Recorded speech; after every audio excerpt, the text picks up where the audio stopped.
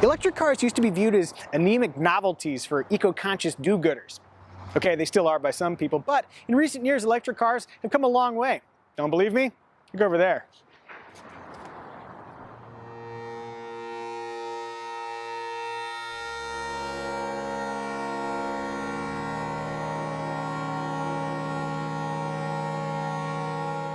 This is the BMW i3. Along with the much racier and more expensive i8, it represents BMW in a burgeoning field of electric cars already occupied by well-known personalities like the Nissan Leaf, Tesla Model S, numerous low-volume contenders, and, depending on how you categorize them, the Chevy Volt and Toyota Prius plug-in. Among this field, the i3 is one of the more interesting choices. Along with an all-important BMW badge, it features a body made of carbon fiber reinforced plastic that sits atop an aluminum chassis that houses the drivetrain, suspension components, and lithium-ion battery pack.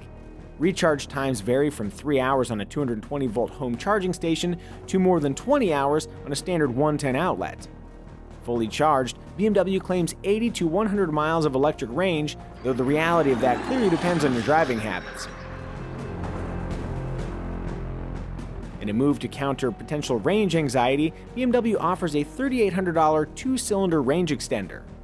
With 2.4 gallons of gas on board, the tiny 650cc engine doubles the i3's total range, though it does add weight, thereby reducing pure electric range just a little bit. Okay, those are the essentials, but what's it like to drive? From a dynamic perspective, the i3 drives like a BMW.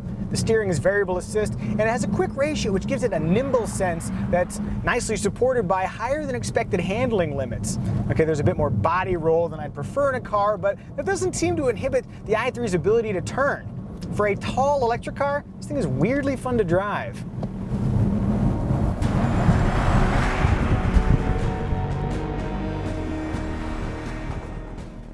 It's no Model S, but from a standstill, the BMW i3 accelerates hard, hitting 60 in about 7 seconds. And unlike many electric cars, after that, it keeps pulling, which is really nice when you're merging on the freeway. Faster than I should be going.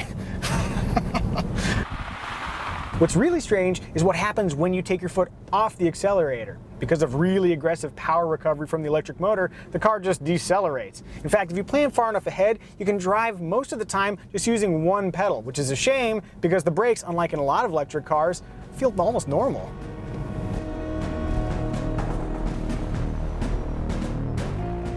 Tall seats, big windows, a tight turning circle, a short 157.4-inch length, which is shorter than a Honda Fit, and an optional backup camera with guidelines and parking sensors make the i3 easy to maneuver in urban environments. Trade all that for the open road, and as you'd expect from a BMW, the suspension doesn't try to hide the tarmac, but instead skillfully manages its inconsistencies. Maybe one of the biggest challenges in building an electric car is determining just how bold a stylistic and technological statement to make. Go crazy and you could alienate customers.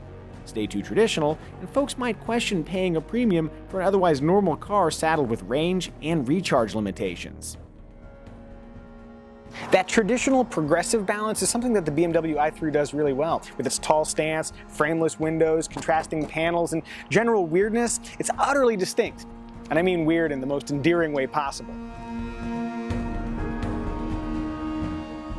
I will say BMW might want to think about reinforcing the area around the charge port. When you push this panel, it flexes more than the Ultimate Warrior.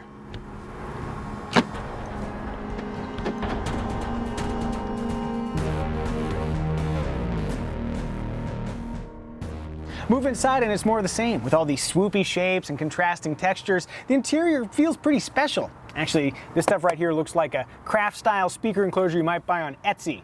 But with the eco-conscious context of the i3, it all kind of makes sense. I certainly hope this eucalyptus dash was responsibly forested.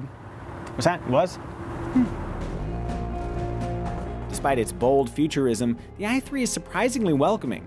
If you've driven a BMW in the last 5 years, things should feel familiar.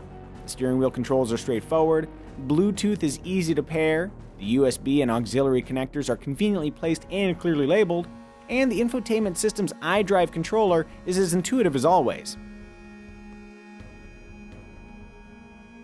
The only annoying bit is the drive selector. Actually putting the vehicle in gear, so to speak, is pretty straightforward, but if you want to park it or you want to start it, you have to reach awkwardly around the steering wheel to push the buttons.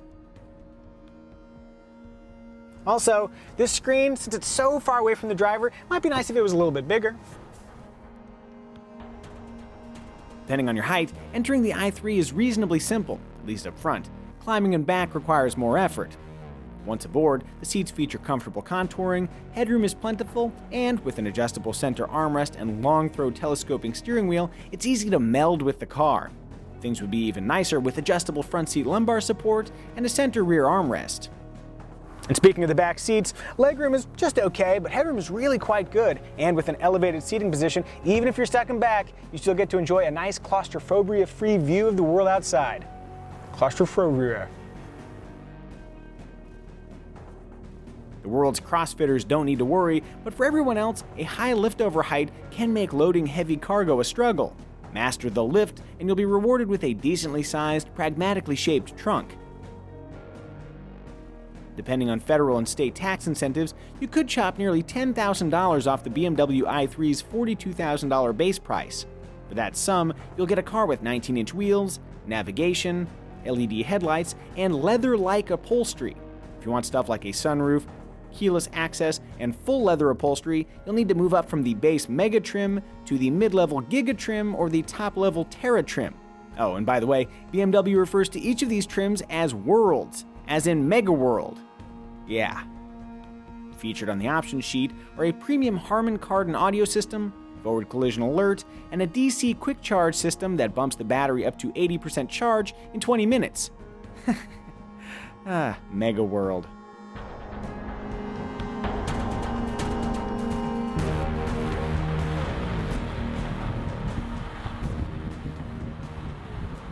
It might not be for everybody, but if you're in the market for an electric car and you don't want to spend 70 grand on a Tesla Model S, you'd like something that's more premium and more interesting than a Chevy Volt, and the notion of driving something that looks like this doesn't seem utterly insane, then maybe the BMW i3 is the electric car for you.